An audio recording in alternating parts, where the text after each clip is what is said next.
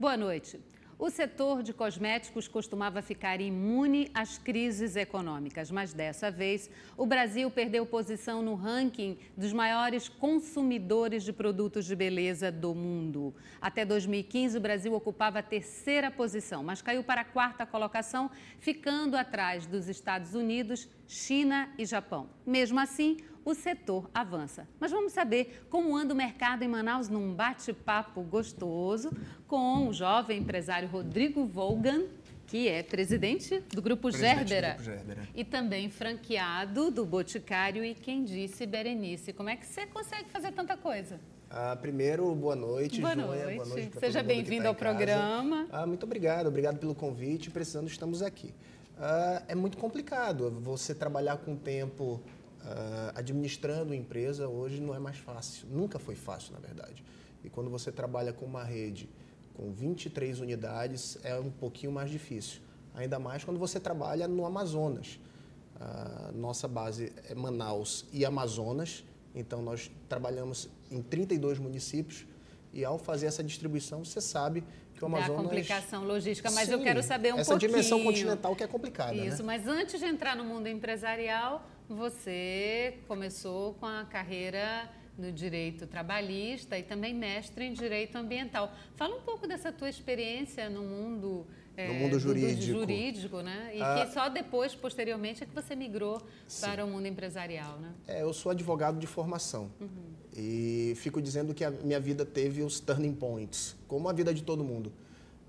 Eu sempre gostei de me aventurar, mesmo quando criança.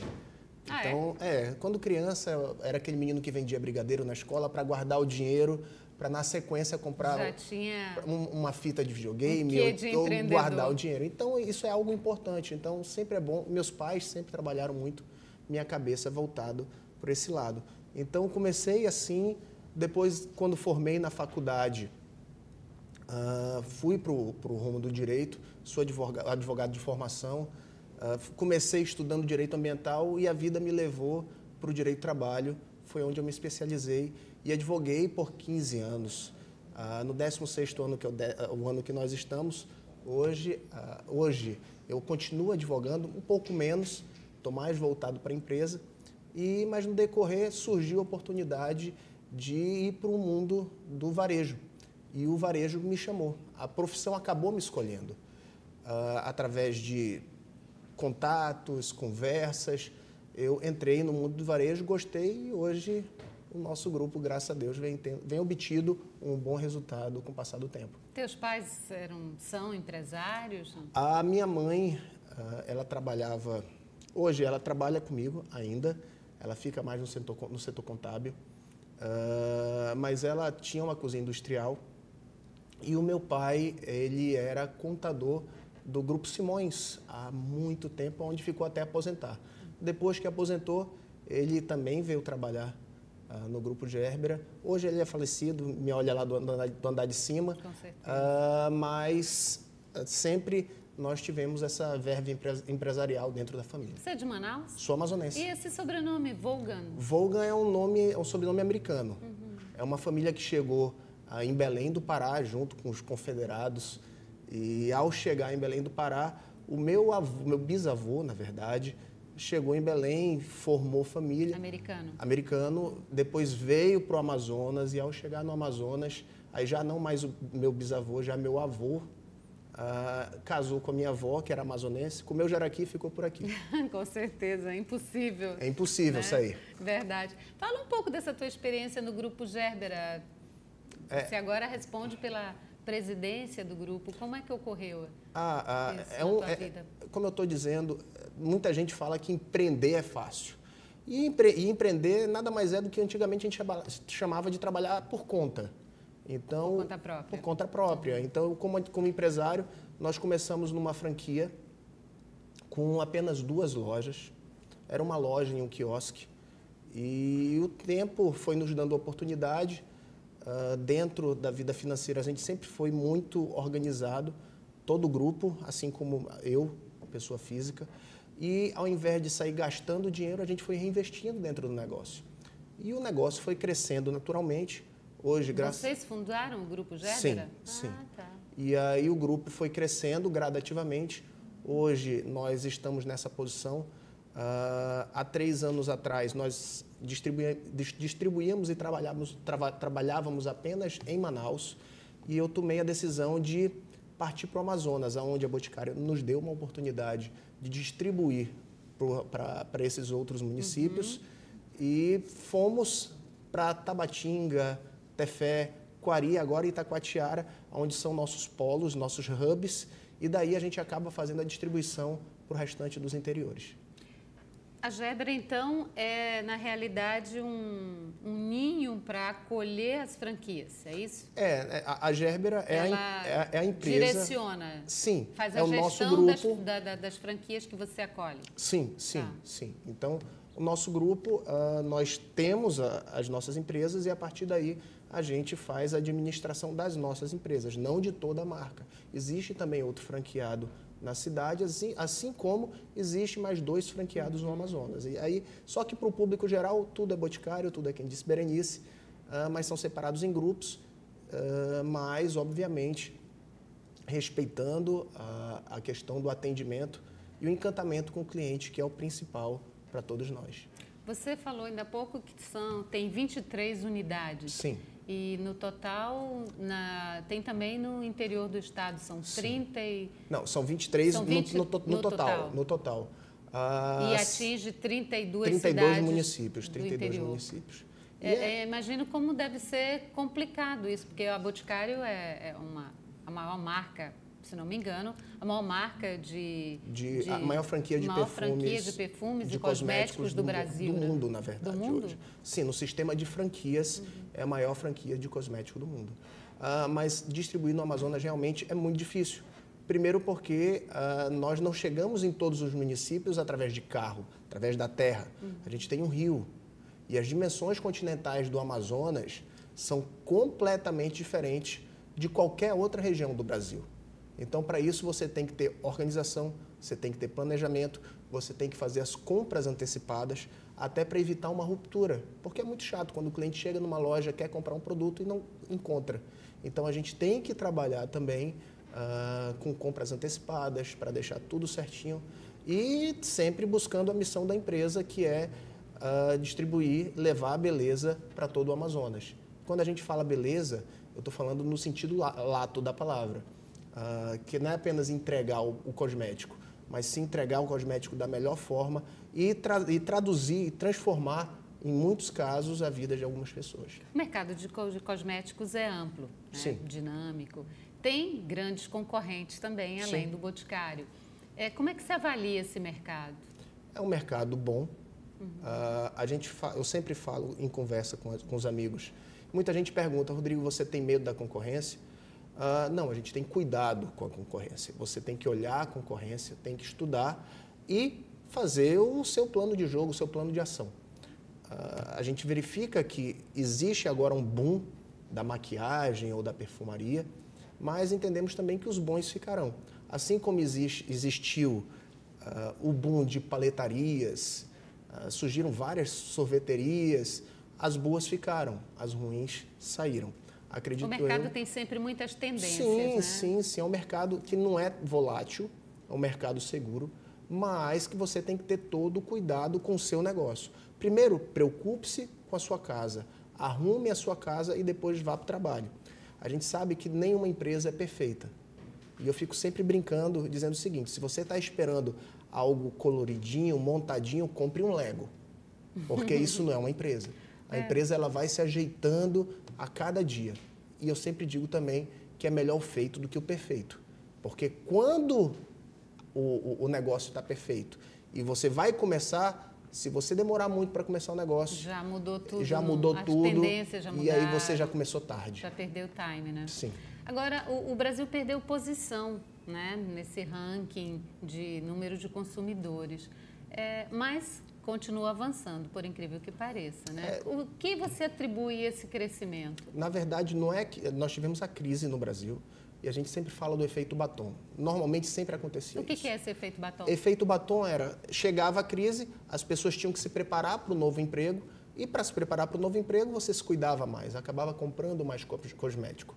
Acontecia muito isso. Esquecer os problemas, caprichava. Sim. Só que a crise visu. foi muito forte. Então, houve uma redução e uma retração. Isso é visível, os números dizem isso. Só que logo na sequência esse crescimento veio de novo. Eu não preciso falar sobre números. Os números são claros, a gente visualiza isso. E a partir desse problema, o efeito batom passou. Infelizmente, pegou um pouquinho o Brasil, porque a crise foi muito séria. Mas agora a gente está se recuperando. Eu li numa reportagem da Veja, acho que foi recentemente, que falava do faturamento da área de setor de cosméticos em 2017, que foi superior à economia do Brasil, que chegou a mais de 102 milhões de reais. Eu até imaginava que fosse até mais. Mas, enfim, mas que a expectativa para 2018 era aumentar entre 3% a 4%. 102 milhões de reais no Brasil, esse número está equivocado. Esse número está mais próximo para o Amazonas. Ah, é? Sim, para todo o Amazonas, não o Brasil. Eu posso ter confundido. Brasil é um número um pouco maior. É quanto? Eu não tenho o número, mas é um número um pouquinho maior. Depois a gente pode dar uma conferida e passar para vocês. Beleza. Então fica me devendo e eu fico devendo a você também. Então vamos a um breve intervalo e daqui a pouco voltamos nesse bate-papo com Rodrigo Vogan, presidente do Grupo Gerbera. Fica aí que já voltamos.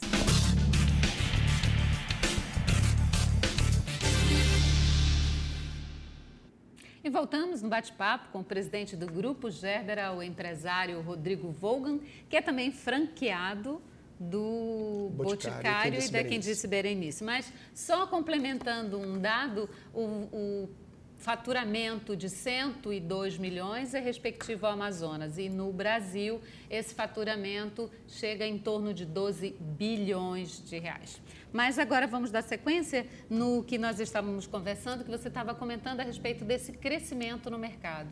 Apesar da crise que afetou o Brasil, nada parou, né? Sim, o mercado voltou a crescer e, principalmente, muita gente acaba esquecendo do mercado masculino de cosmético. Mas é um mercado que a cada ano cresce mais. Até porque eu sempre digo que o homem usa muito mais cosmético do que a gente acaba imaginando. Pois é, esse é um dado interessante. Você chegou a comentar comigo, né? Sim. Que, os homens usam mais cosméticos que a mulher. Na verdade, estão muito próximos. É porque a mulher usa muita maquiagem. Homem não usa maquiagem. Não sei até quando. Não vai demorar muito. Mas a questão de que os homens usam muitos cosméticos. Eu dou um exemplo. O homem usa... Na TV, para fazer um programa, você passa a base, o homem também passa. Apesar de eu estar sem, hein? Não, você. Mas os apresentadores usam normalmente muito, o mundo utilizam. Da TV usa bastante. Só que uma questão importante: os homens usam muito mais shampoo que as mulheres. Só que ocorre que o homem normalmente ele não compra o shampoo, ele pega emprestado o shampoo da esposa. O sabonete do homem em barra acaba terminando bem antes que o sabonete da esposa. O perfume também, né? E quando acaba o sabonete, ele pega o da esposa. O homem faz barba todo dia e mesmo os que não fazem acabam utilizando produtos específicos para barba. O homem utiliza muito mais desodorante que a mulher. E também, até em virtude dos pelos, os homens passam muito mais perfume do que as mulheres. Então, o mercado que antes era ou seja, esquecido, os homens estão contribuindo para o crescimento do mundo do cosmético. Sim, isso é visível. Isso é bom para as empresas, né? Ótimo. E que continue assim. Agora, você comentou comigo também que menos de 10% das mulheres é que usam maquiagem. Como assim? Eu pensei que era exatamente que isso fosse muito. Você acaba fazendo um comparativo direto e pensa que todas as mulheres andam maquiadas. E não é bem assim.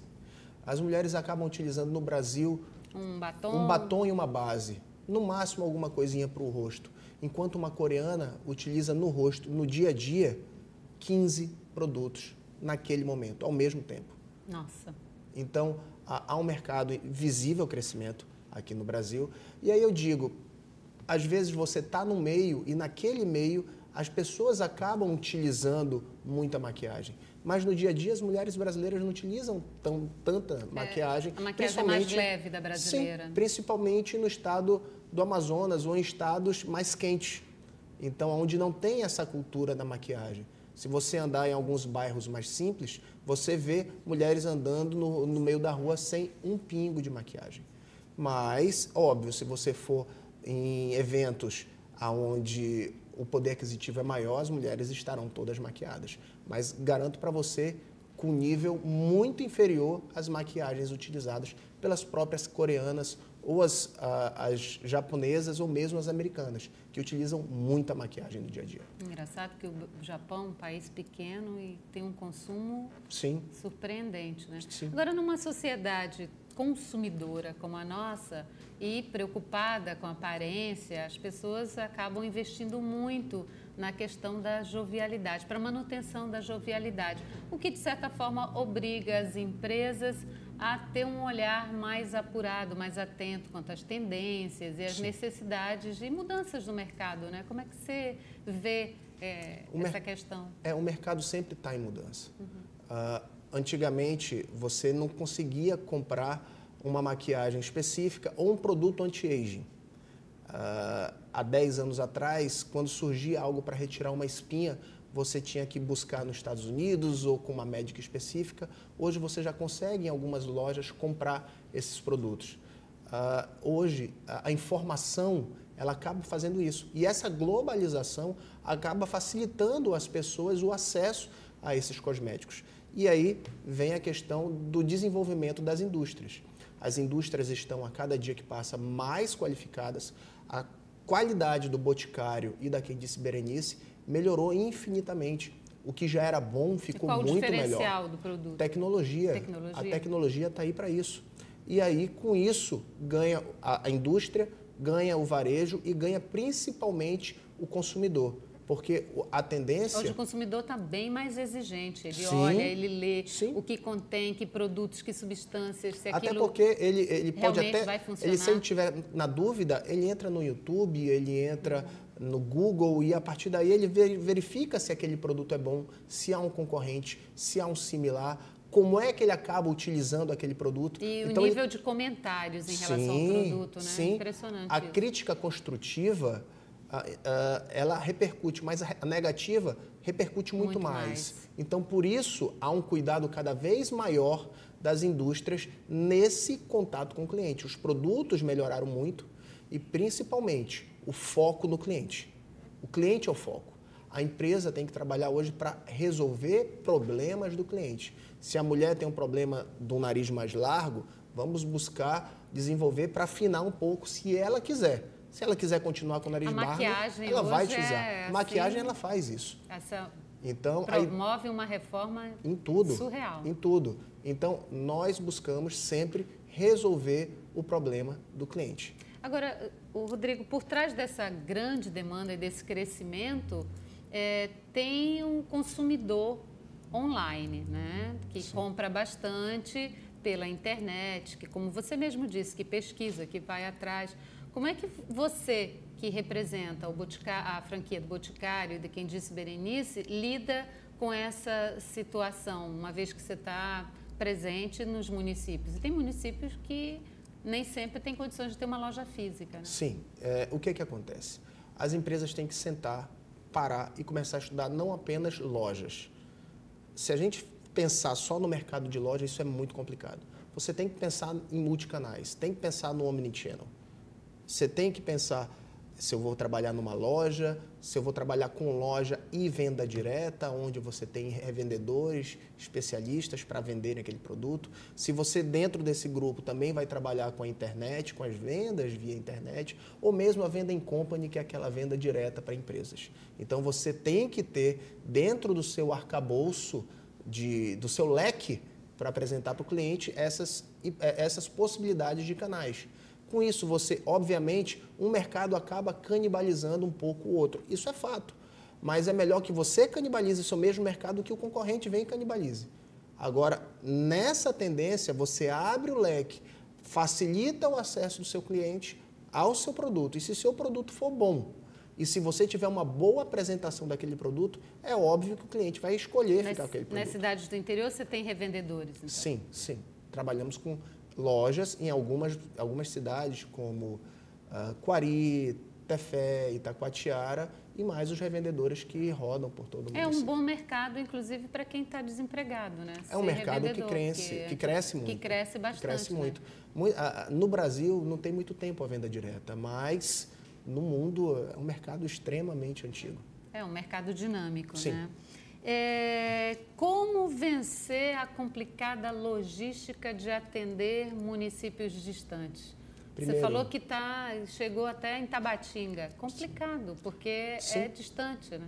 Primeiro, criatividade. Barco é longe. Criatividade é um fato. Você tem que ser criativo para trabalhar no Amazonas. 2, você tem que ter planejamento. Planejamento de tudo. Planejamento de entrega, planejamento de produtos naquela cidade, planejamento de treinamento para a sua equipe. Eu tenho que buscar atender o meu cliente que está mais longe da mesma forma que eu atendo o meu cliente que está aqui do meu lado.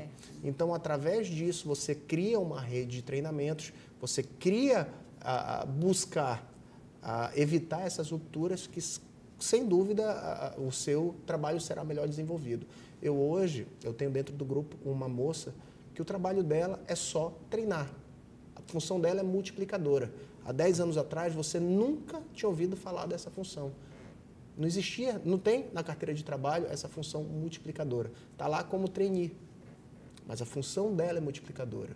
E o que é a multiplicadora? É a pessoa que simplesmente treina a venda e treina o atendimento de todos os empregados.